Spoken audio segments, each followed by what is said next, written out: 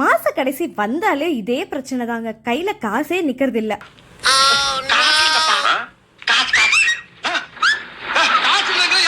Office போயிட்டு இருக்கேன். என் கூட சேர்ந்து நீங்களும் வாங்க. இது ஒரு குட்டி டிராவல் vlog. ஆமாங்க, என்னோட ஆஃபீஸ்க்கு கிட்டத்தட்ட 23 ருபீஸ்க்கு டிக்கெட் எடுத்துட்டு இந்த டிராஃபிக்ல மெதுவா நவுந்துட்டு தாங்க வந்தோம். வேகமாக ஆஃபீஸ்க்கு போயிட்டு இருந்தேன். 11 o'clock ஆஃபீஸ்க்கு இன்னும் 10:55க்கு இங்கேயே நான் ரோட்ல நடந்துகிட்டு இருந்தேன்னா பாருங்க.